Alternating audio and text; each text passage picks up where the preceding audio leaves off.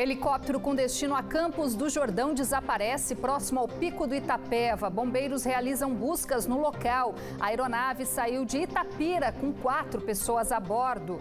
Saúde na gestação. Ausência de pré-natal aumenta nascimento de prematuros. Principal causa de morte em mais de metade dos bebês no primeiro ano de vida, segundo o Ministério da Saúde. Em São José dos Campos, projeto ajuda futuras mamães a evitar o parto antes da hora.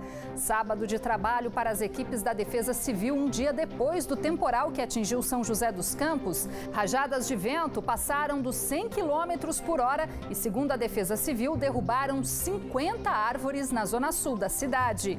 Entrevista de sábado, início da temporada das chuvas, aumenta a preocupação com as doenças causadas por mosquitos. Casos de malária confirmados esta semana deixaram Ilhabela, no litoral norte, em alerta. Em busca da boa forma, proximidade do verão aumenta movimento nas academias da região. Mas antes de iniciar uma atividade física, é preciso passar por uma boa avaliação médica. E tem ainda as dicas para você curtir a noite na região, na nossa agenda cultural. Sábado, 24 de novembro, está no ar o Band Cidade, segunda edição.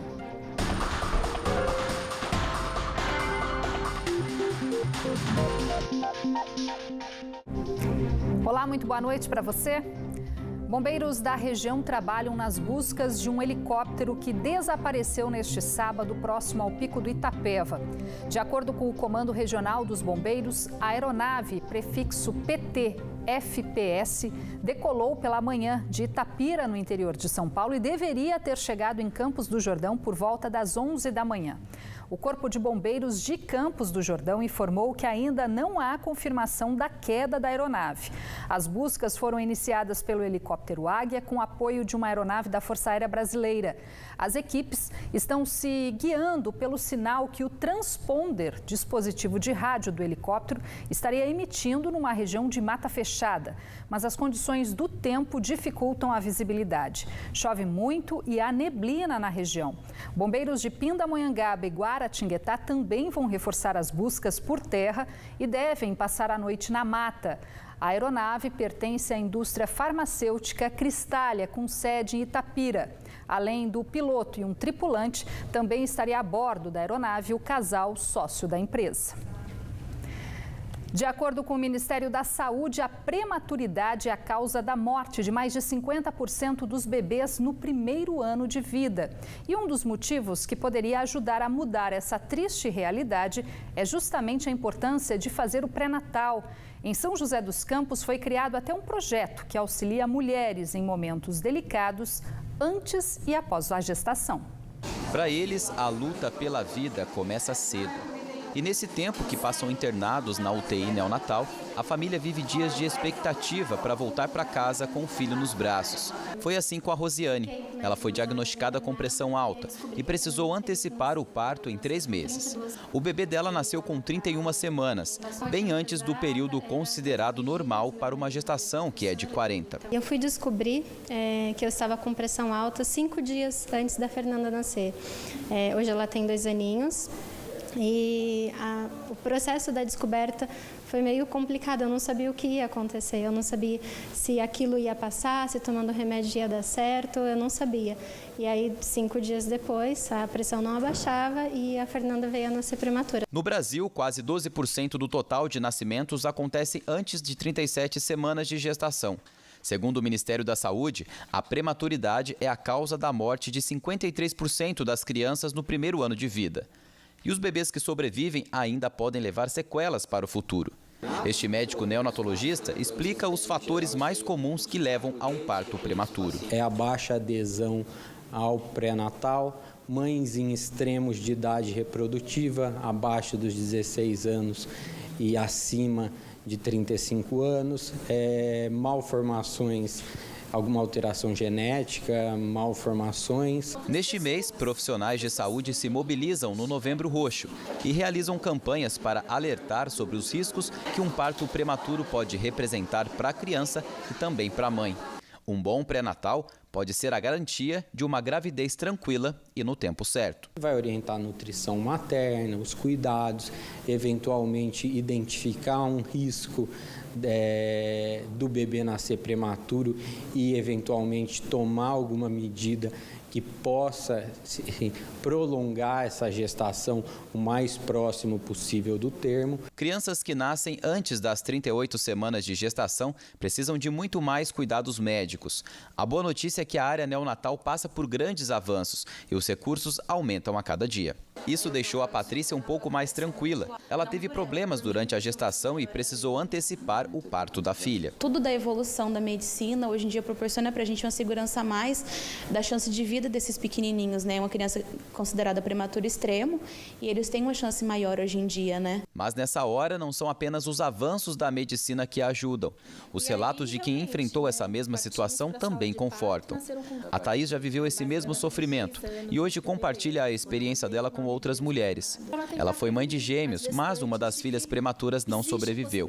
E da dor nasceu um projeto chamado Apressadinhos. Trouxemos para nós como missão levar para as mães que estão passando por essa situação as informações necessárias, né, para dar uma acolhida, uma acalmada, porque é um momento bem turbulento, né, e também tentar prevenir de alguma forma as gestantes, né, para tentar, diminuir esse índice aí de partos prematuros. Desde o ano passado, o projeto reúne diversas mães com o intuito de compartilhar os ensinamentos de mulheres que passaram por um parto prematuro. E a Patrícia, que a gente mostrou na reportagem, a partir de agora, também pode se considerar mais uma mãe de um filho apressadinho. Depois do susto, daqui para frente, é só curtir a maternidade ao lado da pequena Heloísa. E esperar para poder ir para casa, para curtir a nossa casinha, né? Ficar junto com meu esposo e a nossa família. Momento bastante esperado, né? Em Campos do Jordão, 3 pessoas da mesma família, sendo 2 crianças, permanecem internadas em observação após uma árvore cair sobre uma residência hoje de manhã. O imóvel, localizado na Vila Guarani, ficou bastante danificado e foi interditado pela Defesa Civil. E o sábado ainda foi de muito trabalho para as equipes da Defesa Civil de São José dos Campos, um dia depois do temporal que provocou diversos estragos, principalmente na zona sul da cidade. Segundo a Prefeitura, a força dos ventos derrubou cerca de 50 árvores. Neste sábado, equipes da Defesa Civil ainda trabalharam no corte e recolhimento das árvores e galhos que ainda bloqueavam algumas vias. Algumas casas atingidas também foram vistoriadas. Segundo a concessionária EDP Bandeirantes, 5% dos clientes na Zona Sul ainda estavam sem energia e as equipes também atuaram para restabelecer o serviço. O temporal atingiu a cidade no início da tarde de ontem. De acordo com a Defesa Civil, o volume de chuva registrado foi baixo, mas as rajadas de vento chegaram a 106 km por hora, conforme registrou o aeroporto de São José dos Campos. Os estragos se concentraram mais nos bairros Jardim Satélite e Cidade Jardim. Na Avenida Andrômeda, a força do vento derrubou dezenas de galhos e árvores também foram arrancadas até com a raiz. Algumas caíram em cima de carros que estavam estacionados ao longo da via. Fios e postes da rede elétrica também foram atingidos. A região ficou sem luz.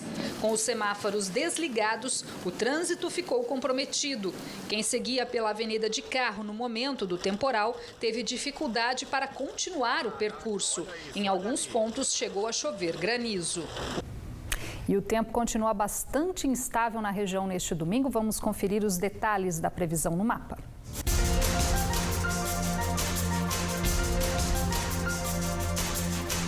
Na Serra da Mantiqueira, o domingo ainda segue com muitas nuvens e possibilidade de chuvas com trovoada. As temperaturas variam entre 13 e 17 graus em Campos do Jordão e São Bento do Sapucaí.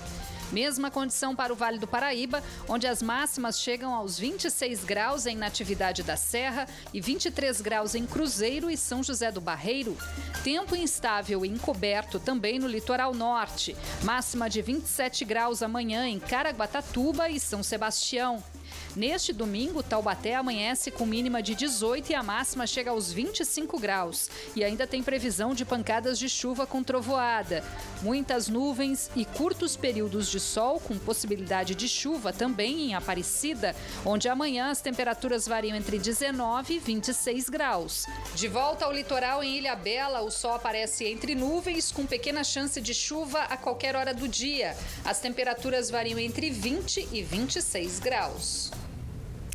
E veja a seguir, na entrevista de sábado, vamos alertar sobre algumas doenças transmitidas por mosquitos de diferentes espécies, como a malária, febre amarela, dengue, zika e chikungunya. Os detalhes em instantes. Agora, faltando aí poucos segundinhos para 7 da noite, o Band Cidade volta em instantes.